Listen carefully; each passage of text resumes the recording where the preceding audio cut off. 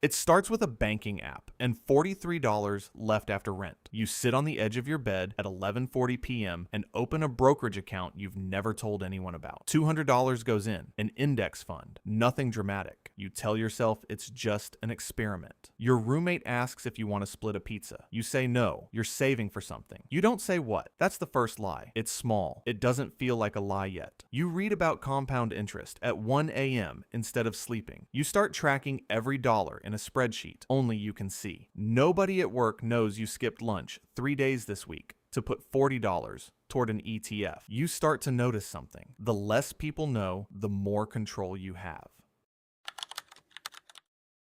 6 months in, the account reads $3,800. It's not much, but it's yours, and it's invisible. You take a second freelance contract, graphic design, paid in installments, deposited into an account your friends don't know exists. You drive a 5-year-old car on purpose now. You let people assume you're broke. At a birthday dinner, someone jokes that you're always tight on cash. You laugh along. The joke used to sting. Now it's useful. It's cover. You learn the first real rule of this world. Visible poverty buys you privacy. Privacy buys you time. Time compounds. You stop telling your family about raises. You stop mentioning bonuses. When your sister asks for a loan, you say, you don't have it. You do have it. $6,200 of it, sitting in a money market account 3 clicks away. You feel a flicker of guilt, then it passes. You tell yourself you're protecting something, though you can't yet say what.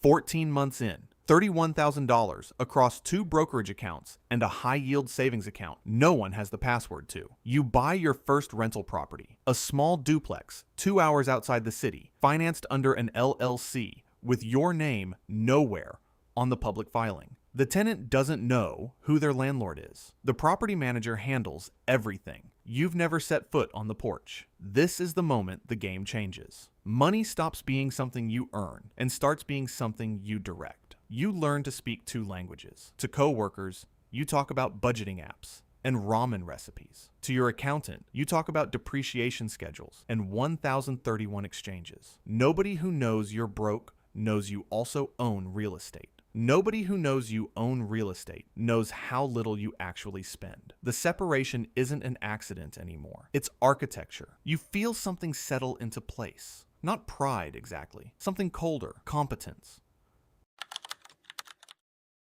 Net worth, $214,000. You've never said that number out loud to a living person. You've built 4 separate financial identities now. The broke friend, the modest employee, the silent landlord, the investor. Each one knows a different fraction of the truth. None of them knows the total. You learn to read tax law like scripture. You learn which accounts get audited and which don't. You learn that a credit score is a mask you can wear at will. A close friend confides she's drowning in debt. You listen. You nod. You say times are tough for everyone. Later that night, you move $9,000 into a Roth IRA without telling a soul. The guilt used to arrive fast. Now it arrives late and leaves faster. You've started rehearsing answers to questions people haven't asked yet. How are you affording this? You already have 3 versions of the lie ready, depending on who's asking.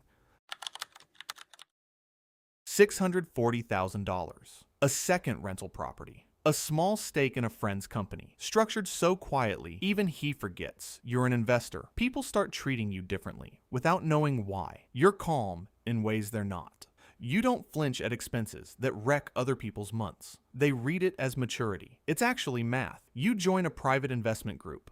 6 people, no last names used in the group chat, just first initials and numbers. The currency here isn't cash, it's discretion, the unspoken rule. The moment your real number becomes known, you become a target. For loans, for resentment, for sudden new friends. You watch it happen to someone else in the group. He brags at a dinner party. Within a month, 3 people he barely knew were asking him for just a small favor. You take the lesson and bury it deeper than your portfolio. Your parents still think you're doing okay. You let them. $1.3 million, spread across 9 accounts, 2 LLCs. You're not hiding from the IRS. Every dollar is clean. Every form filed correctly. You're hiding from something else. Expectation. You sit on a call with your financial advisor, restructuring a 6-figure position, and 20 minutes later, you're at your kid's school recital. Nobody in that auditorium knows you could buy the building. You've become fluent in the art of looking ordinary. It's not modesty, it's strategy. The cost is starting to show. You catch yourself rehearsing your own life like a performance. Which version of you is in the room, and what does this room need to believe? Your spouse asks gently why you still won't buy the kitchen you both want. You say, we should be careful. You don't say you could pay for 10 kitchens without selling a single asset. The lie isn't cruel, it's just permanent now. $4.7 million.